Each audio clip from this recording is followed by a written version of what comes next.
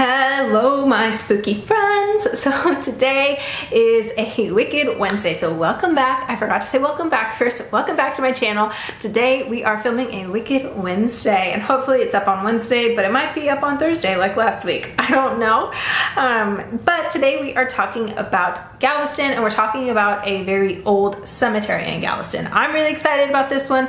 There's a variety of reasons why. I have photos that I think you guys really need to see that I took, and it's a really interesting history.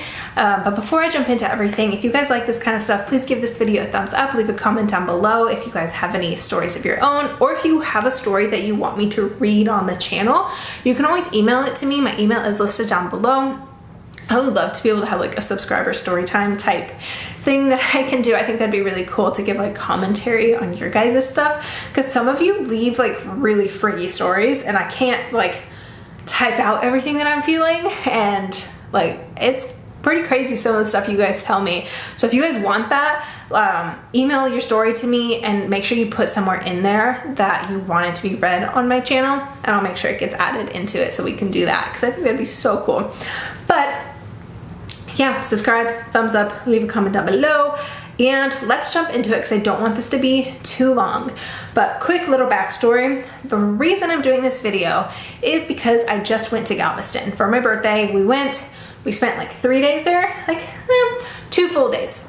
Halfway through Friday, full Saturday, halfway through Sunday. And we had a ton of fun. I love architecture. Like, seeing that is so different from California where I grew up. So it was really, really cool to see. There's a ton of history there. And so of course, we did a ghost tour. So we had a couple of options of ghost tours. We originally were gonna do the historic downtown ghost tour, but we ended up doing the cemetery because earlier that day we drove past it and it is covered in flowers, and it is beautiful, like wildflowers blooming, and they are stunning. It's just like carpeted on almost all of it. The Catholic part of the cemetery, they mow it. The Catholic side of the cemetery mows a lot, so they have destroyed the wildflowers, but everywhere else is covered in them, and it's stunning in the photos that I put in here. But real quick backstory on Galveston. So Galveston I could like talk about for hours because there's so much history there, but we're only going to talk about like the really quick, big, tragic things, and then I'll do some other videos on more specialized places. I think that'd be really cool. So this says Galveston was chartered in 1839. I don't know what chartered means. I'm assuming it's like a nicer way to say colonized. So tragedy number one. But Galveston was chartered in 1839, and it was known as oh my gosh, Queen City of the Gulf. There was a lot of trading that went through there. It was a spot for the Civil War. Like, they had ships there and such. And they were the very, very rich people. They were known for making their fortunes with cotton, banks, publishing, printing, flour and grain mills, railroads, land development, and shipping. And then in 1891, the University of Texas Medical Branch was established there. So there is like a little section on the island for the college still, I think. I don't know, it's kind of confusing. I've obviously new here, so I don't really know. But the first like major tragedy was the 1900 storm. People call it a couple of different things. They call it the Big Flood, the 1900 storm, the Galveston hurricane. You hear a lot of different things, but it happened in 1900, and it was a massive hurricane. I want to say happened.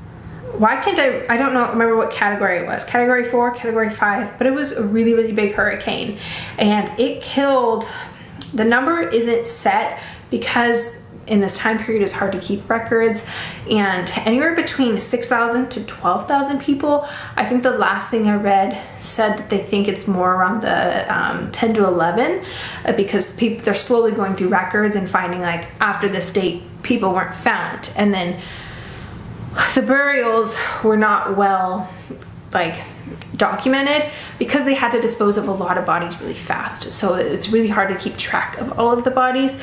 So that storm killed so many people. It basically wiped out the island. Like, if you were left, you were really freaking lucky. and they had no time to prepare. I mean, the island anyways, when a storm comes in, floods, but in this case, it flooded really bad. So there was that, and Galveston itself is low, and that does not work when you're on the ocean, or in this place, the Gulf. When you're on a body of water, being a low island does not work in your favor for habitation. So is that a word, habitation?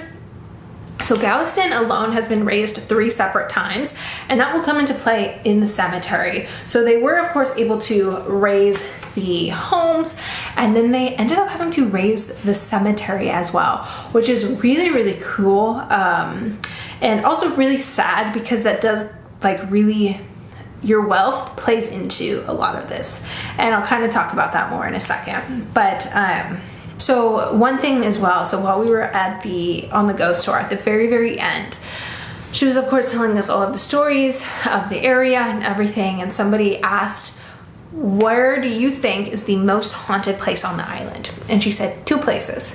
The Walmart, there's only one Walmart on the island, the Walmart and the Normandy Inn. The Normandy Inn is closed. I'm actually gonna do a completely separate story on it. It's pretty crazy. It's a quick story, but it's kind of a crazy story. So keep an eye out for that. Make sure you subscribe. And then the Walmart is actually a place where an orphanage used to be. And it's super, super tragic, but I mean, all of this is really tragic.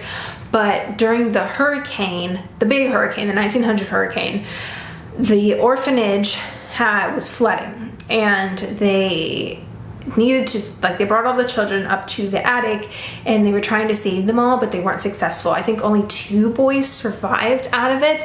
The rest of the children passed away. So the story goes that that's where Walmart was put, was where that orphanage used to be. And now in the toy aisle, when they come in the morning, they have to go back out and put everything away, because the kids come out and they play with the bikes and they play with the toys, and supposedly certain people's jobs are to go put the toys back where they belong. So that's pretty crazy. But hopping over to the actual photos, there are a couple that I find fascinating, and I'm looking at my laptop while I'm talking to you guys. That's why I'm looking down. But in some of these mausoleums, you are going to see, is that what the correct word would be? So this one, for this Franklin Merriman, this is a perfect, I wish I had a better photo of it, but this is a perfect example of a mausoleum that was put on the first level. So like I said, the island was raised 3 separate times. So there's the bodies that are at the bottom, and then when the island was raised again, they contacted the families, or they attempted to, and they said, okay, time to pay us to raise these up. And if you didn't have the money to pay up, or you were no longer on the island, or maybe you passed away in the hurricane, they just filled it and filled around you.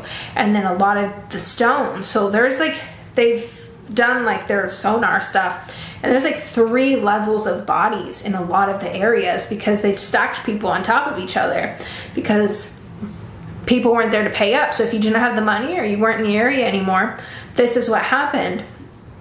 Even if you had these big crazy stone mausoleums for your family, they just kind of got buried. And I mean, they're beautiful. Well, we didn't know that when we first went. And I am gonna put a map up just so you guys can see, and I'm looking at the map while I'm kind of talking to you guys. So we didn't go through the entire cemetery, and when we go back, I'm gonna want to do the second half. So we went through, Aaron and I, and the ghost tour, we went through Old City, Trinity Episcopal, is that how you say it? Oleander, and Old Catholic. Old Catholic is the place where they mow constantly, because I guess for some reasons Catholics, you tell me, do Catholics need to upkeep their cemeteries? I don't know how that works. But Old City, Trinity Episcopal, and Oleander. Now, when we were walking through, we hadn't made it all the way down to Evergreen, New City, or Hebrew, and I really, really want to go down there. I don't know why, I just really want to see it. And see, I love seeing the gravestones. I think they're beautiful, and I love that in these particular ones, they have walking paths for you to go on, so you're not walking on grass and you're not sure like where you're stepping. There's actual paths for you to walk, so you don't feel like you're just blatantly disrespecting someone's grave. So that's pretty cool.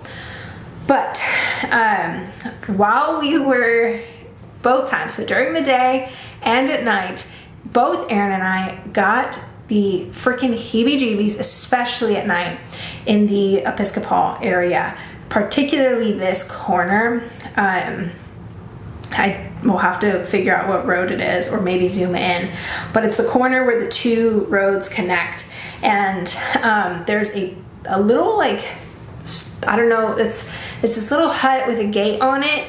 And the first photo I'm going to show you guys of kind of questionable things is going to be in that corner. So what we were doing was we were standing there listening to the story. Here it is. Okay. So we were listening to the story that the woman was telling us. She was actually, there's a lot of Confederate soldiers that are buried there. So we both like kept turning around and looking over our shoulders because we were on the farthest side of the group. We were all lined up and she was kind of standing over by the grave, and he and I were on the edge, and we both just kind of kept looking over our shoulders. And at one point I looked at him and I said, "Did you say something?" And he wasn't talking to me, but I thought maybe there was other people in the group, but they were on this side of me, but I felt like I heard it over here. And then he took my camera. So I've been taking all of these photos up until this point by myself. And then he took my camera from me and he turned around and he snapped a bunch of photos behind us.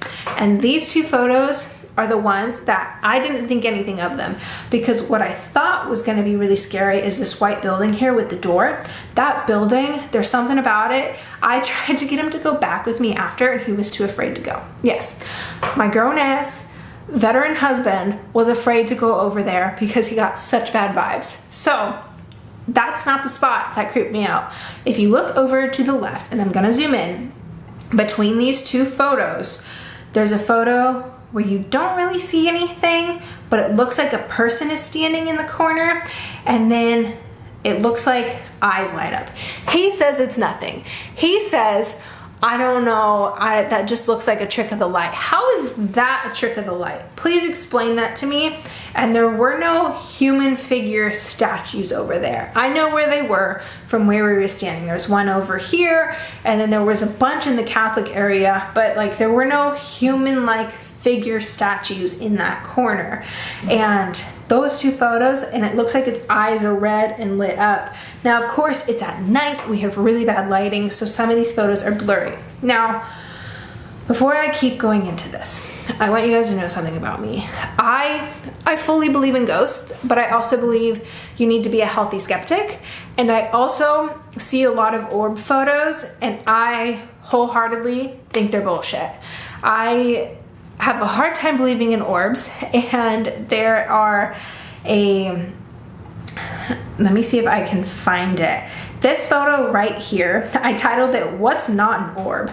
So this is kind of like the photo set that the lady, she was very nice and she knew a lot, but this is what she was showing us on our phone, saying, look at all these orbs. It looked a lot like this, and this is just light flares. This is just your camera picking up lights weird.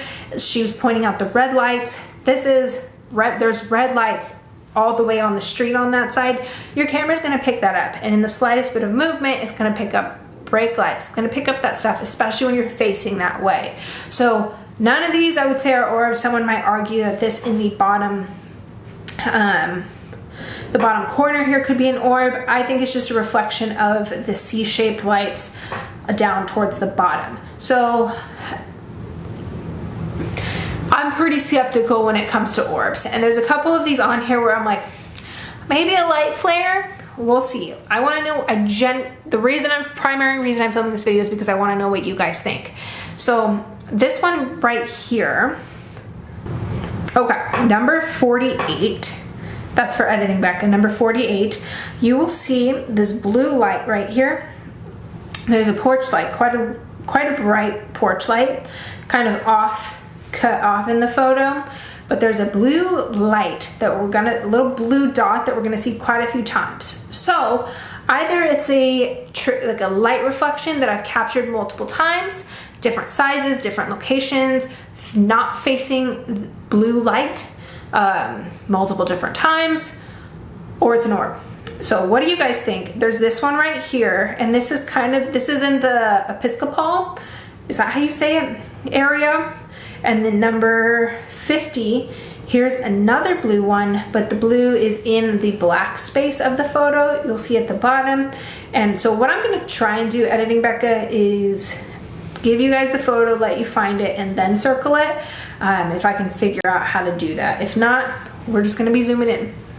Oh, here's another orb down in this shadow right here. Now the only thing is there are way off in the distance white lights, not the blue light like the porch light. So that is, if that was the only photo I had, I would question it. And of course, nighttime, a bunch of different lights. My camera was trying to pick it up. So some of these are blurry, and you see it ever so slightly moves even though I'm standing in the same position, but obviously my hands can move a little bit. So what do you guys think about that one? That was 82, 83, and 84. And then this one I find interesting. So this one is number 405, and I have never seen my camera do this, but this might be normal. People who are more well-versed in cameras, let me know. You see all these squigglies? They remind me of fairies. It looks like they have wings on their backs. And this is in the Catholic side of the cemetery. So I thought that was really interesting. My camera also, after a certain point, so starting on this one at take clear one, stopped taking clear photos. So there was a section of the cemetery where I tried to take a photo, and then it, like, you heard the shutter open, and then it stayed open, and then the camera went black, and then it opened back up again, and it took a photo. Obviously so blurry because the shutter stayed open for so long. Maybe it was because it was dark, maybe it was because it was humid, I don't know, but there was that. And then this one, number 409 and 411. So on this bottom part here, you see this white light. I thought that was a reflection. I actually went to go investigate it. It's solid blank concrete right there. You know how sometimes graves have like that sheen to them? This one didn't, like polished marble. It was literally just concrete. I don't know what would have been reflecting right there. So there's the white light, and then I take a few steps and take another photo, and it's clearly not there. What do you guys think? And then, oh, these are the ones that I think are kind of weird. This was when we were leaving, and we were getting ready to walk out, but we hadn't turned around and said, like, you can't come with us yet. So there's these two orbs right here, and they look like they're kind of coming down towards us. So there's these two. So that's number 18, and then 19, you see them kind of there. But one thing that's kind of weird about them, I don't know, maybe light reflections. I really don't know, because you have those street lights behind you, because that's like kind of a little strip area right there. But yeah, I really don't know. That's all of my photos. I hope this video isn't too like scatterbrained for you guys. I really want to know what you guys think about, sorry, I'm tapping my mic. I really want to know what you guys think about these orb photos. Please let me know. Do you think they're light reflections? Do you think they're orbs? The one of that human figure kind of standing in the back really unsettles me. If I saw that while I was in the cemetery, I would not have asked Aaron to go with me, even like back over there, even though he wouldn't go. If I saw that while I was in the cemetery, I would not have gone. So yeah, what do you guys think? I'm gonna end the video here because I'm sure it's getting way too long. I'm gonna edit it and try and post it tonight. So yeah, I hope you guys have a good time. If you guys are ever down in Galveston, take a ton of photos. Take a ton of photos. Let me know what you guys find. And again, subscribe, leave comments, and if you want, you can email me. All right, bye.